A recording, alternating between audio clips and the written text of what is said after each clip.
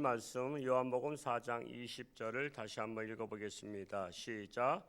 우리 조상들은 이 산에서 예배하였는데 당신들의 말은 예배할 곳이 예루살렘에 있다 하더이다. 자, 수가성 여인이 사마리아에 있는 수가성 여인이 예수님을 처음에는 그냥 유대인으로 알아보고 당신 유대인이 사마리아인데 나에게 무슨 물을 달라고 하느냐, 유대인들은 우리 사마리아인들을 상종도 하지 않았느냐, 그런데 아쉬워서 물을 달라는 것이냐 하면서 사실은 이렇게 좀 저게 거부했었죠. 틱틱거렸다고 말할 수 있죠, 요즘 말로 말하면. 그런데 예수님하고 말씀하다 보니까 예수님이 범상한 사람이 아니라 선지자인 것을 느끼게 된 거예요. 선지자인 것을 느끼게 되면서 이제는 세상적인 질문이 아니라 영적인 질문으로 넘어갑니다. 영적인 질문으로 넘어가요. 자, 그러면서 뭐라고 말하냐면 우리 조상들은 이 산에서 예배했었는데 이 산이 어디 산이죠? 이 산이 사마리아에 있는 그리심산입니다. 그리심산 그러면 그 반대되는 산이 또 있죠. 무슨 산? 에발산. 그리심산과 에발산. 그리심산은 축복의 산, 에발산은 저주의 산. 이제 그 신명기에 나오잖아요. 그래서 이제 이스라엘 들어갈 때 그리심산에서 축복을 주고 에발산에서 서로 등을 쥐고 있는 산인데 축복의 산과 저주의 산이라고 하는데, 그래서 이 사마리아는 그리심산에서 예배를 했습니다. 그런데 왜 그렇게 됐느냐? 이스라엘 나라의 역사를 보면 처음에 초대왕이 사울왕, 두 번째가 누구야? 다윗, 세 번째가 솔로몬, 네 번째가 르호보암. 르호보암 왕 때에 쿠데타가 일어나죠. 여로보암이 애굽으로 피신 갔다가 들어와서 이제는 솔로몬 왕 때 너무나 좀 이렇게 강권적인 정치를 했는데 이제는 풀어달라고 하니까 르호보암이 두 자기의 측근들을 불러다가 내가 알아보고서는 결정하겠다 그랬는데, 첫 번째는 솔로몬 왕과 함께 했었던 그 나이 드신 연세 부신 분들을 대신들을 불러다가 물었더니 솔로몬 왕께서 통치는 잘 하셨지만 너무나 백성들을 이렇게 조였습니다. 그러니까 좀 풀어주십시오, 이렇게 말하죠. 그리고 이제 그 다음에는 르호보암이 같이 자랐던 친구들, 자기와 자랐던 친구 젊은이들을 데려다가 너희들은 어떻게 통치하는 게 좋겠냐 했더니 지금 여로보암이 와서 우리 좀 자유롭게 해달라고 하니까 이거 시건방진 것 같으니라고 그냥 전갈로다가 그냥 강하게 통치해야 된다고 이렇게 말하죠. 그렇게 하는 바람에 어르신의 말을 듣지 않고 젊은 사람들의 말을 들어요. 옛날이나 오늘날이나 여러분, 어르신들의 말을 듣는 세상이 돼야지 그게 세상이 질서가 잡히고 나라가 온전히 서요. 근데 오늘날 우리나라가 어르신들의 말 들어요, 안 들어요? 안 들어요. 정말 꼰대라고 막 무시해. 여러분, 지혜라는 것은 삶의 경험에서 나오거든요. 그래서 이 삶의 경험이 풍부하면 어르신들은 자기들이 실패한 것, 성공한 것, 그래서 실패도 다 경험이야. 그래서 그런 것들을 통해서 자손들한테 후손들한테 얘기를 해주는데 그 말을 듣지 않아. 여러분, 우리나라의 어르신들의 말을 듣지 않는 시대가 됐어요. 우리나라에 지금 어르신이라면 누가 있을까요? 국가적 상징적 어르신. 104세 되셨나요? 김형석 교수님. 김형석 교수님. 김동길 교수님은 이제 하늘나라 가셨고, 지금 그래도 김형석 교수님이 그래도 지금 글을 가끔 사설란에다가 동아일보에다 쓰셔요. 지금 올바른 소리를 하셔. 근데 그 소리를 젊은 사람들이 들어요, 안 들어요? 안 들어요, 안 들어. 여러분, 어르신의 소리를 듣지 않으면 망하는 거예요. 집안도 마찬가지야. 어른들의 말을 들어야지. 어른들의 말을 무시하고 그러면요, 내가 더 똑똑하다. 물론 세상에 똑똑할 수는 있어요. 어르신은 배우지 못했어. 초등학교밖에 못 나왔어. 자기는 대학 나왔어. 근데 그거는 지식적으로나 똑똑한 거지 지혜가 똑똑한 건 아니거든요. 그래서 어디나 사회에서나 나라에서나 가정에서나 교회에서나 어르신들의 말씀을 공손히 듣는 자세가 중요해요. 그래서 르호보암이 젊은 친구들의 말을 듣고서는 내가 전갈로 통치하리라 하면서 더 강압 정치를 하니까, 자 이제 더 이상 르호보암에게는 희망이 없다. 그래가지고 여로보암이 쿠데타를 일으키는데 거기에 12족속 중에서 10족속이 뭉치죠. 10족속이 뭉치고 그러면서 북이스라엘이 생기고 르호보암의 왕은 남유다가 생겨요. 우리나라 남북한과 같이 북이스라엘 남유다로 생기게 됩니다. 그러다 보니까 지금처럼 38선 철책은 안 섰지만 북이스라엘 사람들이 남유다 오지 않고 남유다가 북이스라엘로 가지 않아요. 근데 문제는 뭐냐면 예배야, 예배. 예배를 드려야 되는데 예배를 어디서 드려야 되냐면 모리아산. 그 예루살렘이 지금 모리아산이에요. 그 아브라함이 아들 이삭을 제물로 바치려고 했던 산이 그 모리아산인데, 그 모리아산이 지금 현재는 예루살렘이거든요. 그 예루살렘에 솔로몬의 성전이 있단 말이에요. 그래서 예배는 솔로몬의 성전에서 드려야 된다라고, 이게 적통이다 말하는 적통이라고. 근데 북이스라엘에서 잠깐 남유다로다 예루살렘에 가서 예배를 드리다 보면 그들의 마음이 남유다로다가 흩어지잖아요. 마치 지금 북한에서 남북 간에 자유왕래하게 되면 우리가 흔들릴까? 북한 주민들이 흔들릴까? 북한 주민들이 흔들리죠. 우리는 북한 갔다 오면 아유, 내 고생은 아무것도 아니야. 저 북한 갔더니 아직도 뭐 40년대 50년대 삶이야. 아유, 북한 가서 못 살겠어 하면서 남한은 거부하지만 북한 사람들은 남한에 왔다 가면은 그냥 기절초풍하죠. 그동안 헛살았어. 아이고, 북한이 잘한 줄 알았더니 세계에서 제일 못 사는 나라야. 남한이 거지 나라인 줄 알았더니 잘 사는 나라야. 그래서 북한이 무너지거든. 그것처럼 북이스라엘에서 남유다로 와서 솔로몬 성전에서 예배를 드리면 북이스라엘이 무너져요. 그러니까 그들은 사마리아에 있는 그리심산에다가 제단을 만들고 거기에서 예배를 드렸다는 거예요.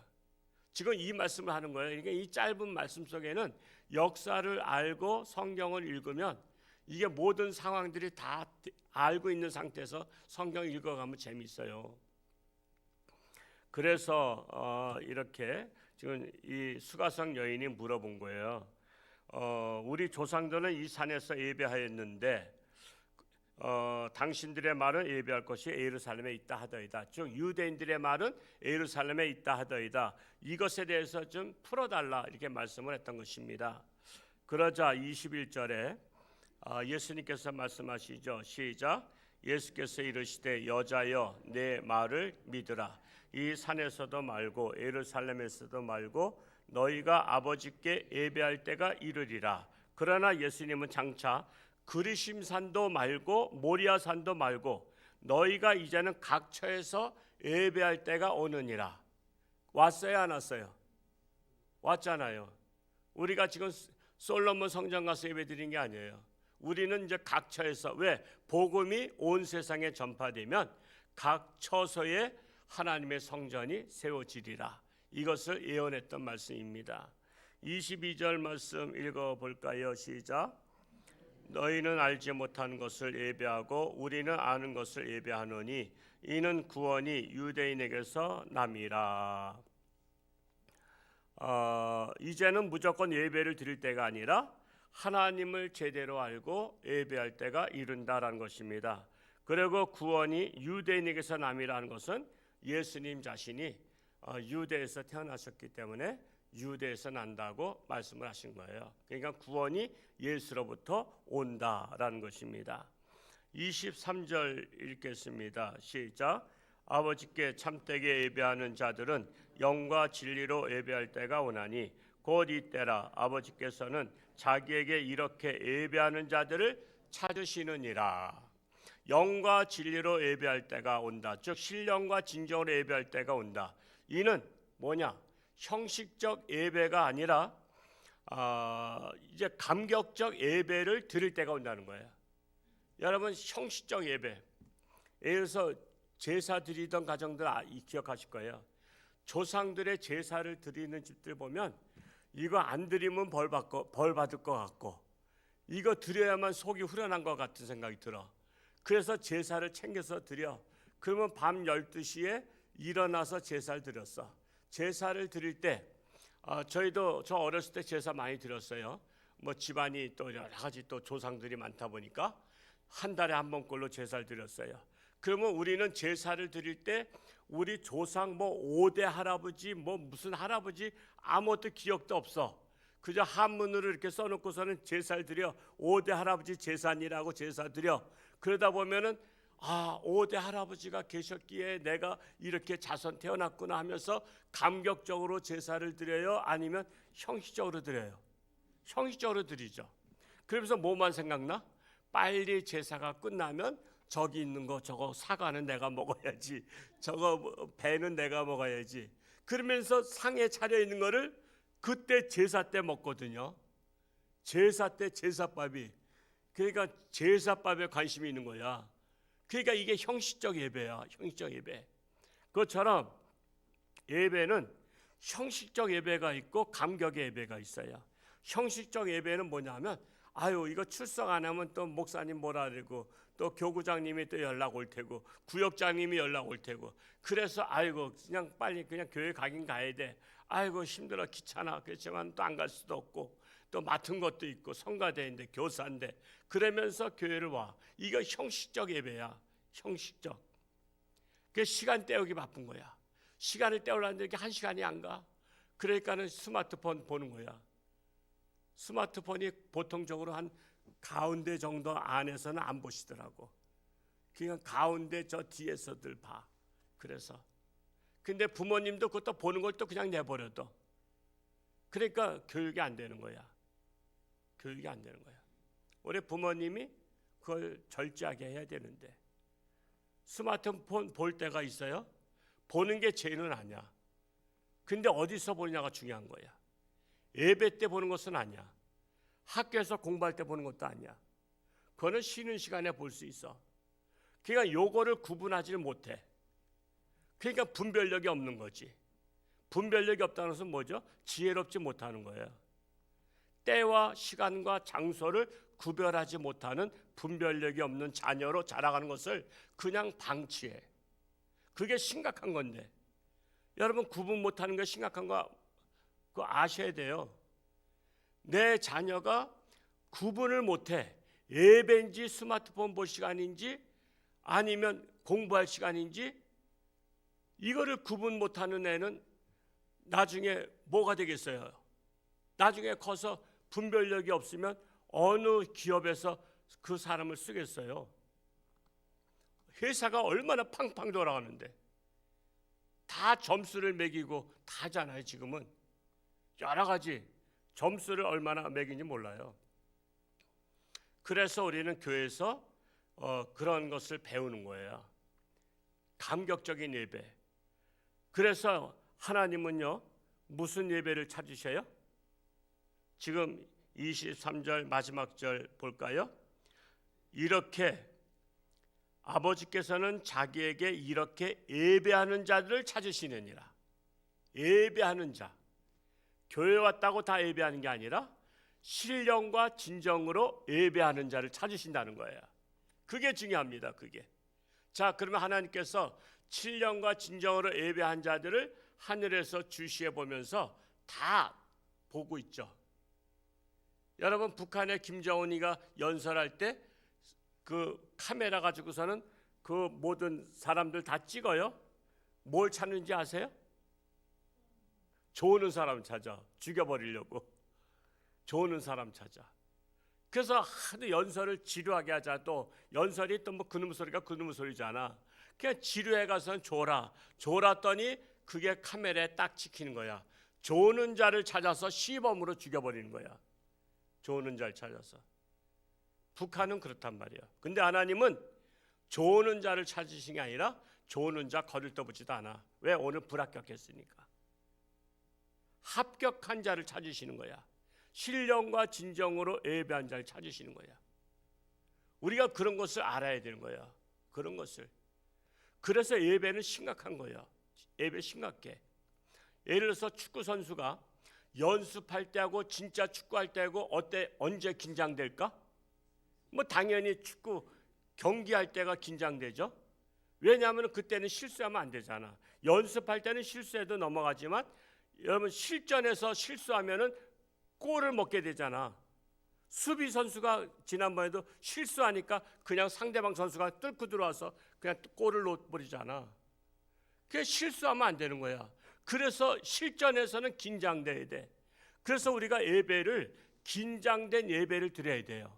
내가 오늘 실수하지 아니하고 내가 오늘 온전히 하나님 앞에 하나님의 마음에 합한 예배한 자를 찾으시는 하나님께서 나를 찾으시기를, 나 눈에 띄기를, 하나님의 눈에 띄기를, 하나님의 마음에 합당한 자가 되기를, 그런 마음으로 하는 거예요.